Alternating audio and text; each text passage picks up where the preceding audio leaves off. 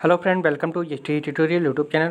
Friends, हम लोग नागरिक शास्त्र का एक और पार्ट देखेंगे और इसका 7वां प्रैक्टिस सेट है जो आपकी टीजीटी, पीजीटी जैसी प्रवक्ता परीक्षा, एलटी ग्रेड सभी परीक्षाओं के लिए काफ़ी हेल्पफुल होगा। फ्रेंड्स, इसके पहले का वीडियो आप लोग प्लेलिस्ट में जाकर के देख सकते हैं जो आपके एग्जाम के लिए काफ़ी मदद करेगा। तो वीडियो को अंत तक जरूर देखिएगा। अगर वीडियो अच्छा लगे तो चैनल को सब्सक्राइब, लाइक और दोस्तों में शेयर जरूर कीजिएगा। बेल आइकन पर प्रेस कर लीजिएगा ताकि आने वाले वीडियो का नोटिफिकेशन सबसे पहले आपको मिल सके। तो चलिए प्रश्न को शुरू करते हैं। 121 नंबर प्रश्न है, निम्न में से यथार्थवादी सिद्धांत का प्रमुख समर्थक कौन है पूछा है। यथार्थवादी सिद्धांत का प्रमुख समर्थक तो आप लोग जानते होंगे जे हंस मार्गनथाउ थे। ठीक है, यथार्थवादी के प्रमुख समर्थक। ठीक है, और इनको जनक और पिता के रूप में भी जाना जाता था। ठीक है, और इनकी एक पुस्तक है, सबसे इम्पॉर्टेंट है, ये भी पूछा जाता है। तो इनकी पुस्तक जो है पॉलिटिक्स एमंग द नेशन, ये उनकी पुस्तक है, इसको भी याद रखिएगा। और यथार्थवादी का कभी कभी अर्थ पूछ देता कि यथार्थवादी का अर्थ होता है तो ये वास्तविकता से होता है। ठीक है, इसको भी याद रखिएगा, वास्तविकता से होता है। और ये भी प्रश्न पूछा गया है कि यथार्थवादी की अवधारणा किस शताब्दी में आया और किसके रूप में आया। तो यथार्थवादी की जो अवधारणा आई थी ये 20वीं शताब्दी में आई थी। ठीक है, और आदर्शवाद की जो अवधारणा थी उसके विरुद्ध में की गई थी। ठीक है, यथार्थवादी सिद्धांत की अवधारणा। ठीक है, तो इसमें इतने पॉइंट थे, यहाँ से ये सारे पॉइंट पूछे जाते हैं। ठीक है, तो याद रखिएगा सभी पॉइंट को। 122 नंबर प्रश्न है, निम्न में से कौन सा जोड़ा बेमेल है, यानी सुमेलित नहीं है, यहाँ पे बेमेल पूछा है। तो कार्ल डायस जो थे संचार उपागम के थे, तो बिल्कुल सही है। ठीक है, और कार्ल डायस का अगर पूरा पढ़ना हो, ठीक है, तो यहाँ पे डिस्क्रिप्शन बॉक्स में लिंक दिया हुआ है टेलीग्राम का, वहाँ पे आप लोग जो है PDF दिया हुआ है कार्ल डायस के पूरे। ठीक है, पूरा उसको जरूर पढ़ लीजिएगा, क्योंकि वहाँ से एक प्रश्न पूछता है सभी परीक्षा में, टीजीटी हुआ, पीजीटी हुआ, एलटी ग्रेड हुआ, सभी परीक्षा में जो है कार्ल डायस से पूछा जाता है प्रश्न। तो टेलीग्राम में जो है आप लोग डिस्क्रिप्शन बॉक्स में लिंक के माध्यम से वहाँ पे PDF ले सकते हैं, इनके बारे में पूरा अध्ययन कर सकते हैं। ठीक है, और हंस मार्गनथाउ यथार्थवादी सिद्धांत जो हम लोग पहला प्रश्न पढ़े हैं ये तो सही है। और थॉमस सैलिंग जो थे ये खेल सिद्धांत से संबंधित थे। ठीक है, तो ये भी सही है। और मार्टिन सुबिक सर्वहारा अंतर्राष्ट्रीयवाद। ठीक है, ये सर्वहारा अंतर्राष्ट्रीयवाद जो है मार्टिन सुबिक नहीं थे, बल्कि कौन था, ये थे लेनिन थे। ठीक है, याद रखिएगा लेनिन थे। ठीक है, पूरा नाम था VI लेनिन। ठीक है, VI लेनिन, इन्होंने जो है सर्वहारा अंतर्राष्ट्रीयवाद का जो है सिद्धांत दिया था। ठीक है, तो यहाँ पे इन चारों को याद रखिएगा, चारों ही महत्वपूर्ण है, चारों ही हमेशा पूछे जाते हैं। ठीक है, 123 नंबर प्रश्न पूछा गया है, निम्न में से कौन सा एक राज्य की राष्ट्रीय शक्ति का तत्व नहीं है। राष्ट्रीय शक्ति का तत्व नहीं है। पहले आप लोग जान लीजिए राष्ट्रीय शक्ति होता क्या है। राष्ट्रीय शक्ति जो होता है किसी राष्ट्र के पास उपलब्ध सभी संसाधनों एवं बलों के योग को ही राष्ट्रीय शक्ति के रूप में जाना जाता है। और मार्गनथाउ ने इसको 2 रूपों में माना है। ठीक है, एक अस्थाई, एक परिवर्तनशील। ठीक है, अस्थाई में उन्होंने भूगोल हुआ, प्राकृतिक संसाधन हुआ, ये माने हैं राष्ट्रीय शक्ति के तत्व। और परिवर्तनशील में जो माना था जैसे सैन्य तैयारी हुआ, आबादी हुआ, राष्ट्रीय चरित्र हुआ, राजनयन हुआ, सरकार हुआ, ये सब जो है परिवर्तनशील में माना है। ठीक है, जैसे सरकार हुआ तो परिवर्तनशील है। ठीक है, राष्ट्रीय चरित्र है, परिवर्तनशील है। ठीक है, सैन्य तैयारी है, परिवर्तनशील है। ठीक है, और अस्थाई में जो माना था भूगोल माना था, प्राकृतिक संसाधन माना था। और मुख्य रूप से और भी किताबों में देखा जाए तो इसको 2 रूपों में माना जाता है, एक प्राकृतिक और एक भौतिक। ठीक है, तो प्राकृतिक में आ जाता है प्राकृतिक संसाधन, जनसंख्या, ये भूगोल, ये भी उसमें भी दिया गया था और मार्गनथाउ ने भी इसको माना था। ठीक है, और भौतिक में जो होता है जैसे क्षेत्रफल हुआ, जलवायु स्थलाकृति हुई, अवस्थिति हुई, तकनीकें हुए, तो ये सब जो है ये भौतिक में आ जाते हैं। ठीक है, तो यहाँ पे पूछा है कि कौन सा राष्ट्रीय शक्ति का तत्व नहीं है। तो ये अंतर्राष्ट्रीय विधि जो होता है ये राष्ट्रीय शक्ति का तत्व नहीं होता है, तकनीकी होता है जो भौतिक में हो जाता है, प्राकृतिक साधन जो प्राकृतिक में हो जाता है, आबादी जो होती है ये किस में होती है, तो आबादी जो होती है ये हो जाती है आपकी परिवर्तनशील अर्थात भौतिक में हो जाता है। ठीक है, तो सही उत्तर हो जाएगा आपका ऑप्शन नंबर डी। ठीक है, इसमें सारे पॉइंट को याद रखिएगा। प्राकृतिक रूप में कभी कभी पूछ देता है कि कौन सा प्राकृतिक राष्ट्रीय शक्ति का तत्व है, कौन सा भौतिक राष्ट्रीय शक्ति का तत्व है। ठीक है, तो दोनों को आप लोग याद रखिएगा। 124 नंबर प्रश्न है, निम्न में से कौन सी शक्ति संतुलन की पद्धति नहीं है। ठीक है, तो शक्ति संतुलन की पद्धति पूछ रहा है। तो शक्ति संतुलन क्या होता है? प्रत्येक राष्ट्र यथास्थिति को बनाए रखने, ठीक है, अथवा परिवर्तित करने के लिए दूसरे राष्ट्रों की अपेक्षा अधिक शक्ति प्राप्त करने की आकांक्षा रखता है, ठीक है। इसके परिणाम स्वरूप जिस ढांचे की आवश्यकता होती है वह शक्ति संतुलन का कहलाता है, ठीक है। और इसमें जो है इसकी पद्धति में आ जाता है, जैसे क्षतिपूर्त हुआ, संधियाँ हुआ, शस्त्रीकरण या निशस्त्रीकरण हुआ, मध्यवर्ती राज हुआ, हस्तक्षेप हुआ, हस्तक्षेप हुआ, तो ये सब उसकी पद्धतियाँ होती हैं, ठीक है। और ये जो विश्व जनमत होता है, तो ये विश्व जनमत जो है शक्ति संतुलन की पद्धति नहीं मानी जाती है, ठीक है। तो ए ऑप्शन इसमें आपका सही हो जाएगा। 125 नंबर प्रश्न है, सामूहिक सुरक्षा की अवधारणा सर्वप्रथम प्रकट हुई थी, कहाँ से प्रकट हुई थी? सामूहिक सुरक्षा की अवधारणा कहाँ से प्रकट हुई थी? तो यहाँ पे ये दोनों आंसर सही हो रहे हैं। किसी बुक में वेस्टफेलिया संधि दिया है, किसी बुक में जो है राष्ट्रसंघ प्रसंविदा दिया है, ठीक है। ये जो वेस्टफेलिया है ये 1648 में, ठीक है, वेस्टफेलिया संधि में यह कहा गया था कि इस संधि पर हस्ताक्षर करने वाले राज्यों को यह अधिकार है कि किसी के भी विरुद्ध कदम उठाने की कार्रवाई करने का अधिकार है जिससे शांति सुरक्षा बनाई जा सके, ठीक है। ये वेस्टफेलिया के संधि में 1648 में कहा गया था, ठीक है। और किसी बुक में जो है ये राष्ट्रसंघ का प्रसंविदा दिया है। जो राष्ट्रसंघ का प्रसंविदा है अनुच्छेद 10 से लेकर के 16 तक जो है इसमें सामूहिक सुरक्षा के बारे में वर्णन किया गया है, ठीक है। तो यहाँ पे दोनों आंसर सही हो रहा है, लेकिन अगर आधुनिक रूप में देखा जाए, आधुनिक रूप से प्रश्न पूछता है तो सही उत्तर हो जाएगा इसका आपका ऑप्शन नंबर डी, ठीक है। अगर सर्वप्रथम प्राचीन रूप में पूछेगा तो वेस्टफेलिया की संधि हो जाएगा, ठीक है। तो यहाँ पे दोनों बातों को आप लोगों को ध्यान में रखना है, ठीक है। 126 नंबर प्रश्न है, निम्न देशों में से कौन सार्क का सदस्य नहीं है? यहाँ पे नहीं पूछा है, ठीक है। तो सार्क के कितने सदस्य हैं? तो कुल इसके सदस्य आप लोग जानते ही हैं, बांग्लादेश, भूटान, भारत, मालदीव, नेपाल, पाकिस्तान, श्रीलंका और अफ़गानिस्तान जो है 2005 में, ठीक है, 13वें शिखर सम्मेलन में ये इसका सदस्य बना था सार्क का। ये भी याद रखिएगा, ये पूछता है, ठीक है। अफगानिस्तान सार्क का सदस्य कब बना? तो 2005 में 13वें शिखर सम्मेलन में ये बना था। तो इसमें जो मॉरिशस है ये इसका सदस्य नहीं है, ठीक है। और सार्क का पूरा नाम भी पूछ देता है, दक्षिण एशियाई क्षेत्रीय सहयोग संगठन है, South Asian Association for Regional Corporation, ठीक है। इसकी स्थापना जो है 8 दिसंबर को हुई थी, ठीक है, 1985 में, ठीक है। मुख्यालय कहाँ पे है? काठमांडू में है, ठीक है। तो सारे पॉइंट को आप लोग याद रखिएगा। 127 नंबर प्रश्न है, निम्न में से सार्क का कौन सा उद्देश्य नहीं है? यहाँ पूछा है, नेगेटिव पूछा है। तो दक्षिण एशियाई की जनता के कल्याण को प्रोत्साहन करना सही है, आर्थिक विकास की गति को बढ़ाना सही है, अन्य विकासशील देशों के साथ सहयोग मजबूत करना ये भी सही है, अपने सदस्य देशों की सुरक्षा सुरक्षित करना ये गलत है, ठीक है। तो डी ऑप्शन इसमें आपका सही हो जाएगा, ठीक है। इसमें थोड़ा सा और देख लीजिए, यहाँ पे देख लीजिए, अन्य विकासशील देशों के साथ सहयोग को मजबूत बनाना है, ठीक है।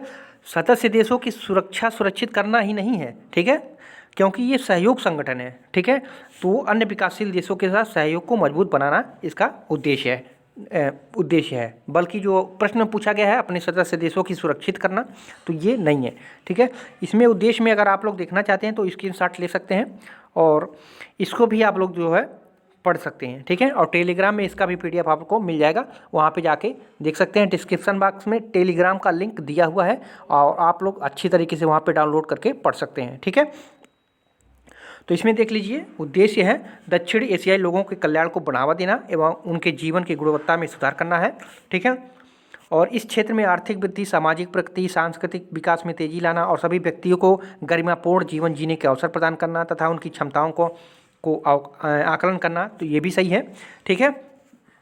और भी देख लीजिए, यहाँ पे जितने भी उद्देश्य हैं, दक्षिण एशिया के देशों के मध्य जो है सामूहिक आत्मनिर्भरता को बढ़ावा देना एवं उसको मजबूत करना, एक दूसरे को समस्याओं का मूल्यांकन, आपसी विश्वास और समझ को बढ़ावा देना, आर्थिक, सामाजिक, सांस्कृतिक, तकनीकी एवं वैज्ञानिक क्षेत्रों में आपसी सहयोग एवं सक्रिय सहभागिता को प्रोत्साहित करना। और भी हैं यहाँ पे, अन्य विकासशील देशों के साथ सहयोग मजबूत करना, समान हितों के मामलों में अंतर्राष्ट्रीय मंच पर आपसी सहयोग को मजबूत बनाना, अंतर्राष्ट्रीय एवं क्षेत्रीय संगठनों के साथ समान उद्देश्यों को लक्ष्यों को सहयोग करना, ठीक है। तो ये सारे जो हैं उद्देश्य हैं, इनको आप लोग पढ़ सकते हैं।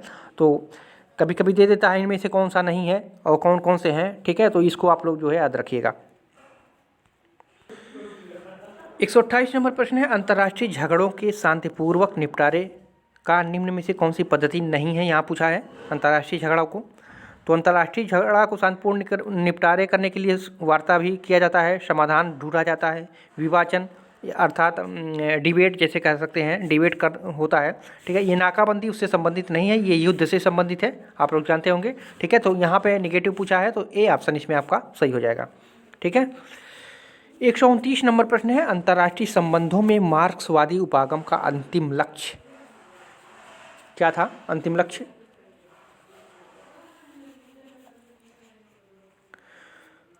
तो उसका अंतिम लक्ष्य था अंतर्राष्ट्रीय साम्यवादी संप्रदाय की स्थापना करना। अंतर्राष्ट्रीय साम्यवादी संप्रदाय की स्थापना करना वेरी इंपॉर्टेंट है, इसको याद रखिएगा। अंतर्राष्ट्रीय संबंधों में जो मार्क्सवादी उपागम था उसका अंतिम लक्ष्य था कि अंतर्राष्ट्रीय साम्यवादी संप्रदाय की स्थापना करना, ठीक है।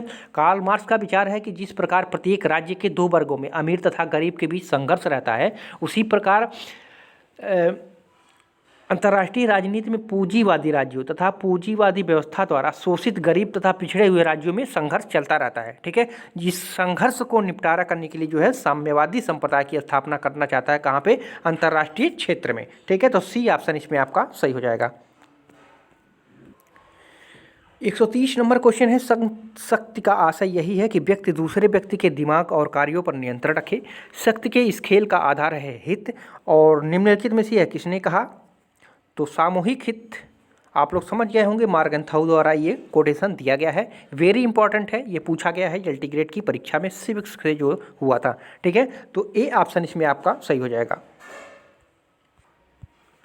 131 नंबर प्रश्न है, व्यवस्था सिद्धांत की संभावित विधि प्रयुक्त करता है जिससे राजनीति विज्ञान का विकास संभव है। यह कथन किसका है? तो ये केपलान महोदय का था, ठीक है। व्यवस्था सिद्धांत केपलान का सबसे पॉपुलर सिद्धांत था और उन्होंने कहा था कि संभावित विधि प्रयुक्त करता है जिससे राजनीति विज्ञान का विकास संभव हो सके, ठीक है। तो बी ऑप्शन सही हो जाएगा। 132 नंबर प्रश्न है, संयुक्त राष्ट्र संघ के चार्टर के किस अनुच्छेद में यह वर्णित है कि यह संघ समप्रभ राज्यों की समानता के सिद्धांत का पर अधीन है? तो ये किस में कहा गया है? तो ये कहा गया है अनुच्छेद 2 में, ठीक है। संयुक्त राष्ट्र संघ के चार्टर में 1 में जो है उसकी व्यवस्थाएं के कहा गया है संयुक्त राष्ट्र संघ का, और 2 में वर्णन किया गया है कि जिसमें सभी राज्यों के समानता के सिद्धांत पर आधारित पर कार्य करने की ज़रूरत है, उसमें समानता दिखाने की ज़रूरत है। तो ये अनुच्छेद 2 के आर्टिकल 1 में कहा गया है, ठीक है। तो बी ऑप्शन इसमें आपका सही हो जाएगा। 133 नंबर प्रश्न है, विदेश नीति बनाने के मार्गदर्शक के रूप में अंतर्राष्ट्रीय राजनीति में आदर्शवाद अनिवार्यतः एक प्रकार है। तो अंतर्राष्ट्रीय राजनीति में आदर्शवाद एक किस प्रकार कार्य करता है? तो उदारवाद का जो है कार्य करता है, ठीक है। तो डी ऑप्शन इसमें आपका सही हो जाएगा, ठीक है। 134 नंबर प्रश्न है, 9 यथार्थवाद से संबंधित त्रुटिपूर्ण कथन को पहचानिए। गलत कथन को पहचानना है आपको। तो रक्षात्मक यथार्थवाद का मुख्य भाव सुरक्षा सुविधा देना है, तो बिल्कुल सही है। आक्रामक यथार्थवाद का मुख्य भाव सापेक्ष लाभों का अधिकतमकरण होता है, तो ये भी बिल्कुल सही है। स्थिरता के लिए बहुध्रुवीय पर बल देता है, तो ये बहुध्रुवीय पर नहीं बल्कि द्विध्रुवीय पर बल देता है, ठीक है। द्विध्रुवीय पर बल देता है, तो ये ऑप्शन आपका त्रुटिपूर्ण है। तो सी ऑप्शन इसमें आपका सही हो जाएगा, ठीक है। अंतर्राष्ट्रीय व्यवस्था की विद्यमानता तथापि इसका अनिवार्यतः अराजक होना, तो ये भी सही है 9 यथार्थवाद के संबंध में, ठीक है। तो ये द्विध्रुवीय पर बल देता है, बहुध्रुवीय पर बल नहीं देता है, ठीक है। 135 नंबर प्रश्न है, वालरस्टीन के विश्व अर्थव्यवस्था से संबंधित निम्नलिखित कथनों पर विचार कीजिए। इंपॉर्टेंट क्वेश्चन है, ठीक है, इसको याद रखिएगा। तो वालरस्टीन का पूरा नाम था इमैनुअल मैरिस वालरस्टीन, ठीक है। इन्होंने विश्व अर्थव्यवस्था के क्षेत्र में बहुत बड़ा योगदान दिया था और इन्होंने द मॉडर्न वर्ल्ड सिस्टम 1974 में एक बनाया था, एक कहें तो एक विचार प्रस्तुत किया था द मॉडर्न वर्ल्ड सिस्टम, और उसमें बताया था कि प्रमुख विश्व व्यवस्था में प्रणालीगत आर्थिक और राजनीतिक संबंध में परिधीय और अर्धपरिधीय, ठीक है, परिधीय और अर्धपरिधीय विश्व क्षेत्र विश्व व्यवस्था के आर्थिक क्रम पर निर्भरता से साम्राज्यों से अलग है। कहा, ठीक है। तो इन्होंने कहा था कि जो परिधीय और अर्ध परिधीय विकास है, विश्व अर्थव्यवस्था है, उसका क्रम जो है साम्राज्यों से बिल्कुल अलग है, जहाँ पे साम्राज्यिक शासन है उससे बिल्कुल अलग है। तो कथन एक आपका सही हो जाएगा। और इसमें इन्होंने लौकिक आयाम के बारे में ये सब सेकुलर प्रवृत्तियाँ, रणनीतिक और कंप्यूटर गणना के बारे में कोई बात नहीं कही है, ठीक है। तो केवल यहाँ पे सही हो जाएगा आपका ऑप्शन नंबर ए, ठीक है। इन्होंने परिधीय और अर्ध परिधीय विश्व अर्थव्यवस्था के बारे में विस्तार पूर्वक वर्णन किया था। तो ए ऑप्शन इसमें आपका सही हो जाएगा। 136 नंबर प्रश्न है, द एक्यूमुलेशन ऑफ कैपिटल पुस्तक के लेखक या लेखिका कौन है? तो एक्यूमुलेशन ऑफ कैपिटल पुस्तक के लेखक जो थे वो रोजा लग्जमबर्ग थे, ठीक है। तो सी ऑप्शन इसमें आपका सही हो जाएगा। 137 नंबर प्रश्न है, लेनिन के अनुसार निम्नलिखित में से कौन सी साम्राज्यवाद की विशेषता नहीं है? तो लेनिन ने जो अपने साम्राज्यवाद की विशेषता बताई थी उसमें विश्व साम्राज्यवादों राष्ट्रों का संघ है ऐसा नहीं कहा था, ये विशेषता उसकी नहीं है। वित्त पूंजी का उदय हुआ था, पूंजी का निर्यात भी विशेषता में आता था, अंतर्राष्ट्रीय एकाधिकारी पूंजीवादी संघों का निर्माण करना, ठीक है। ये सभी जो है साम्राज्यवाद की विशेषता मानी गई थी। और विश्व साम्राज्यवादों का राष्ट्रों का संघ है ऐसा नहीं कहा गया था। तो डी ऑप्शन इसमें आपका सही हो जाएगा।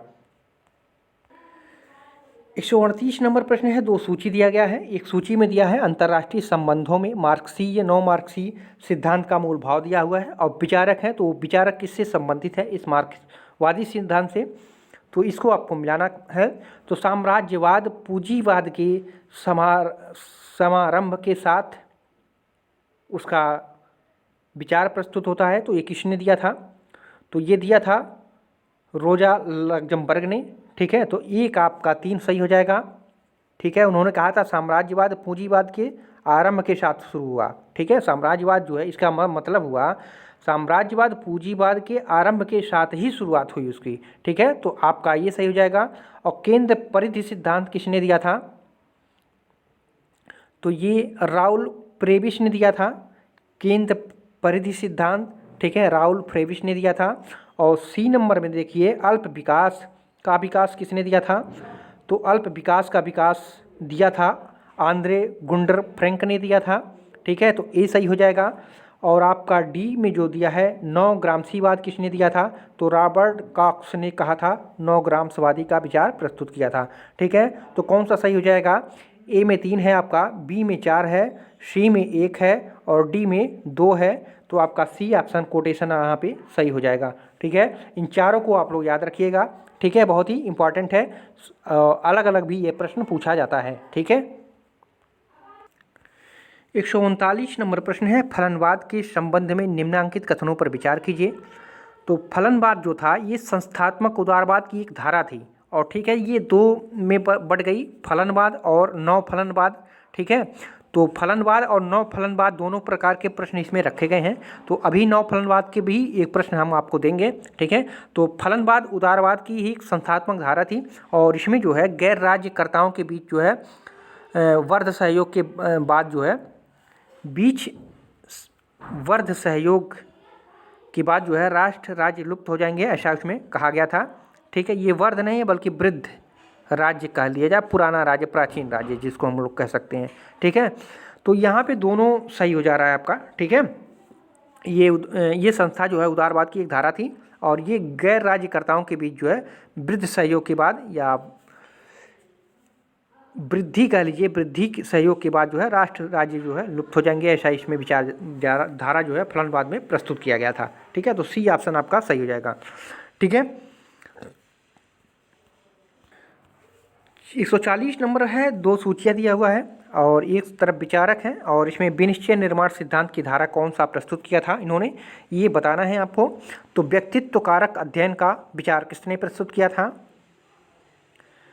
तो ये अलेक्जेंडर एवं जूलियट जॉर्ज ने व्यक्तित्व कारक का अध्ययन किया था, ठीक है। तो ए में आपका 3 सही हो जाएगा। और परिवेश अध्ययन किसने किया था? परिवेश अध्ययन के विचारधारा जो दिया था हेराल्ड एवं मार्गरेट स्प्राउड ने दिया था।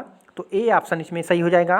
और कर्ता अध्ययन, तो कर्ता अध्ययन के रूप में जाना जाता था बर्नार्ड कोहेन और प्रक्रिया अध्ययन जो है जॉन वार्टन। ठीक है, तो ए में 3 है, बी में 1 है और सी में जो है 4 है और डी में 2 है। तो बी ऑप्शन आपका इसमें सही हो जाएगा। ये भी चारों आप लोग याद रखिएगा, मोस्ट इम्पॉर्टेंट है। ठीक है, यहाँ पे दोनों आप लोग कहीं पे नोट करके इसको आप लोग रख लीजिएगा या आप स्क्रीनशॉट ले सकते हैं। ठीक है, इस प्रश्न को याद रखिएगा। 141 नंबर प्रश्न है, निम्नलिखित कथनों पर विचार कीजिए। ठीक है, पहला है कैदी की दुविधा परस्पर केवल धमकियों का खेल है। तो ये तो बिल्कुल गलत है, ये धमकियों का खेल नहीं है बल्कि ये किसका खेल है, पारिस्थितिकी का उदाहरण है, पारिस्थितिकी का उदाहरण है। और चिकन खेल धमनियों का वायदों का खेल है, तो ये भी गलत है। ठीक है, तो यहाँ पे डी सही हो जाएगा, नहीं तो 1 सही है, नहीं तो डी सही है। कैदी की दुविधा होती क्या है? कैदी की दुविधा एक ऐसा खेल है जिसमें जो है किसी चोर को, मान लीजिए एक पुलिस है, ठीक है, 2 चोर को पकड़ती है, ठीक है, और दोनों को अलग अलग कमरे में जो है बैठा करके उनसे कहती है कि आप बता दो कि दोनों लोग चोरी किए हो तो आपको हम छोड़ देंगे और आपको मित्र को हम जो है 1 साल की सज़ा दे देंगे। अगर आप नहीं बताते हैं तो आपको मित्र को छोड़ देंगे और आपको 1 साल की सज़ा दे देंगे। मतलब दोनों को अलग अलग, ये मतलब इस परिस्थिति को जानने की कोशिश करती है कि सत्य में चोरी हुआ है कि नहीं हुआ है। तो ये इस खेल से संबंधित जो है कैदी की दुविधा, ये इस प्रकार का खेल सिद्धांत है। ठीक है, तो इस प्रकार से पुलिस उन चोरों के द्वारा जो है किए गए कार्यों का विवरण प्राप्त करती है, क्योंकि उनके पास कोई सबूत नहीं रहता है कि इनको किस आधार पे, किस बेस पे पकड़ा जाए। ठीक है, तो ये पे धमकियों पर नहीं होता है। ठीक है, ये परिस्थिति के अनुसार है, किस तरह से सिचुएशन है और उस सिचुएशन से निकलना है, ये वहाँ पे पुलिस अपना कार्य करती है। ठीक है, तो इसको आप लोग याद रखिएगा, धमकियों से नहीं बल्कि परिस्थिति से है। 142 नंबर क्वेश्चन है, कार्ल डायस द्वारा वर्णित 4 तत्वों को पहचानिए जो प्रतिसंस्मरण प्रक्रिया की कुशलता का मापन करते हैं। तो आप लोग को फिर बता दे रहे हैं, कार्ल डायस के बारे में आप जरूर प्रश्न पूछे जाते हैं। आप लोगों को लिए डिस्क्रिप्शन बॉक्स में जो है टेलीग्राम का लिंक दिया हुआ है, वहाँ पर जाकर के आप लोग PDF डाउनलोड कर सकते हैं कार्ल डायस के बारे में। अब पूरा इसको आप लोग पढ़ लीजिएगा, बहुत ही इंपॉर्टेंट है, सभी परीक्षाओं में यहाँ से प्रश्न बनाए जाते हैं। तो उनका जो प्रक्रिया, प्रतिसंस्मरण का प्रक्रिया जो दिया गया था, उसके मापन की जो प्रक्रिया थी, तो उसमें दिया गया था अग्रता, विकृति, विलंब और पुनरुत्पादन। ठीक है, तो ये चारों उनकी मापन की विधियां थी। ठीक है, अग्रता थी, विकृति थी, विलंब था और पुनरुत्पादन था। ठीक है, कार्ल डायस द्वारा जो है राजनीतिक संचार कल्पना की जो है व्याख्या निर्णय निर्माण के परिणामों की अपेक्षा जो है निर्णय निर्माण की प्रक्रिया के आधार पर की गई थी। ठीक है, तो ये प्रक्रिया के आधार पर किया गया था। ठीक है, और इसको जो है राजनीतिक संचार सिद्धांत को जो है, इसको जो है राजनीतिक संचार सिद्धांत जो इन्होंने दिया था, उसको जो है साइबरनेटिक्स की संज्ञा दी गई है। ठीक है, कहीं कहीं साइबरनेटिक्स करके पूछ देगा, तो वो भी जो है क्या है, राजनीतिक संचार सिद्धांत से ही संबंधित है। ठीक है, जो दिया था कार्ल डायस ने। ठीक है, और इन्होंने 4 प्रतिसंस्मरण में बांटा था, अग्रता, विकृति, विलंब और पुनरुत्पादन। तो बी ऑप्शन इसमें आपका सही हो जाएगा। 143 नंबर क्वेश्चन है, बैकरेक एवं वायरेट के द्वारा वर्णित शक्ति आधारित अंतर्राष्ट्रीय संबंधों के वर्गों में शामिल नहीं है। तो उनके वर्ग में शामिल था प्रभाव संबंध, छल योजना मूलक संबंध, बल संबंध और अनुरक्षण नहीं था। ठीक है, तो ए ऑप्शन इसमें आपका सही हो जाएगा। उन्होंने जो शक्ति आधारित अंतर्राष्ट्रीय संबंध को वर्गों में विभाजित किया था, तो उन्होंने उसमें जो है अनुरक्षण संबंध नहीं शामिल था, बल्कि ये 3 प्रभाव, छल योजना और बल जो है शामिल थे। 144 नंबर प्रश्न है, संयुक्त राष्ट्र संघ इस सिद्धांत पर आधारित है। तो किस सिद्धांत पर आधारित है? तो आप लोग जानते होंगे, सामूहिक सुरक्षा पर यह आधारित है संयुक्त राष्ट्र संघ। ए ऑप्शन सही हो जाएगा। 145 नंबर प्रश्न है, प्रक्षेपास्त्र प्रौद्योगिकी नियंत्रण अभिशासन के संबंध में त्रुटिपूर्ण कथन को पहचानना है। तो इसमें से कौन सा त्रुटिपूर्ण है? इसे 1987 में G7 देशों द्वारा बनाया गया था, तो सही है। यह एक संधि नहीं बल्कि सदस्य देशों के मध्य अनौपचारिक राजनीति समझदारी है। बिल्कुल सही है। भारत इस अभिशासन का सदस्य नहीं है, तो यही त्रुटिपूर्ण है, गलत है। भारत जो है 2016 में, ठीक है, इसका 35वां सदस्य बन गया है। आप लोग याद रखिएगा 2016 में इसका 35वां सदस्य बन गया है। ठीक है, तो ये भी अब सही हो गया है। ठीक है, और यह उन वस्तुओं एवं प्रौद्योगिकों के निर्यात को नियंत्रित करता है जो जनसंहार के आयुधों की वाहक प्रणालियों में योगदान कर सकती है। ठीक है, तो यहाँ पे ये गलत हो जाएगा क्योंकि अब सदस्य बन गया भारत। 46 नंबर प्रश्न है 100, आतंकवादी संगठन तथा उसकी संक्रियाओं का मुख्य देश के त्रुटिपूर्ण युग्म को पहचानिए। तो इस्लामिक स्टेट जो है सीरिया का आतंकवाद है, सही है। बोको हराम ये नाइजीरिया का है, ये भी सही है, आतंकवाद संगठन है, आतंकवादी संगठन है। ठीक है, अलकायदा ये भी आतंकवादी संगठन है, ये अफ़गानिस्तान का है। और ये जो है हिजबुल्लाह, ये फ़िलिस्तीन का नहीं है। ठीक है, ये हिजबुल्लाह जो है ये आतंकवादी संगठन है भी नहीं। ठीक है, तो डी ऑप्शन सही हो जाएगा। ये त्रुटिपूर्ण कथन ये है। ठीक है, तो सही उत्तर हो जाएगा आपका। ये शायद कोरिया का या है, मतलब इसको आप लोग देख लीजिएगा, थोड़ा सा कन्फ्यूजन है हमको भी। ठीक है, तो डी ऑप्शन इसमें सही हो जाएगा क्योंकि ये इसमें सुमेलित नहीं कर रहा है। ठीक है,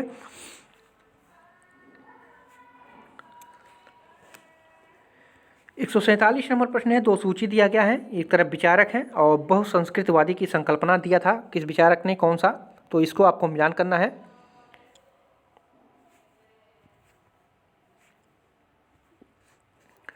तो विभेदीकृत नागरिकता का विचार किसने प्रस्तुत किया था? तो ये मेरियम यंग थे। ठीक है, विभेदी नागरिकता का। और उदारवाद के सद्गुणों के साथ विविध सांस्कृतिक पहचानों का समायोजन किसने किया था? तो ये किया था भिखु पारेख ने। ठीक है, समुदाय आधारित पहचान की मान्यता किसने दी थी?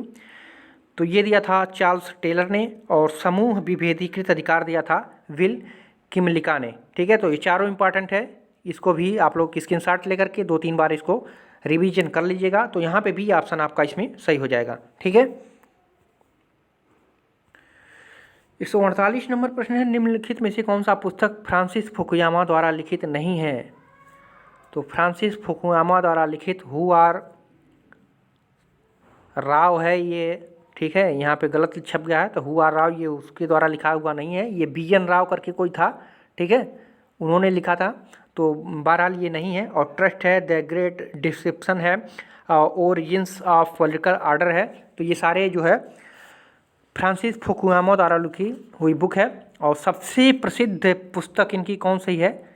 तो इतिहास का अंत सबसे प्रसिद्ध पुस्तक है, इतिहास का अंत, जो उन्होंने 1992 में लिखा था। इसको याद रखिएगा, बहुत ही इंपॉर्टेंट प्रश्न है ये।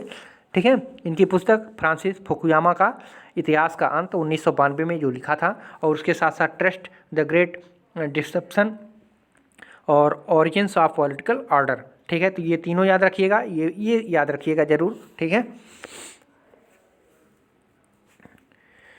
149 नंबर प्रश्न है, क्षेत्रवाद का कौन सा सिद्धांत आर्थिक एवं राजनीतिक एकीकरण पर दबाव बनाने के लिए छलकने का भूमिका पर बल देता है? तो हम लोग पढ़े हैं ऊपर फलनवाद, ये नौ फलनवाद की विचारधारा है। ठीक है, तो नौ फलनवाद जो है, जो फलनवाद था ये संस्थात्मक उदारवाद था। और जो नौ फलनवाद है ये क्षेत्रवाद का आर्थिक सिद्धांत के रूप में जाना जाता है। राजनीतिक एकीकरण पर दबाव बनाने के रूप में इसको जाना जाता है, नौ फलनवाद को। ठीक है, तो ये आप लोग दोनों प्रश्न को याद रखिएगा।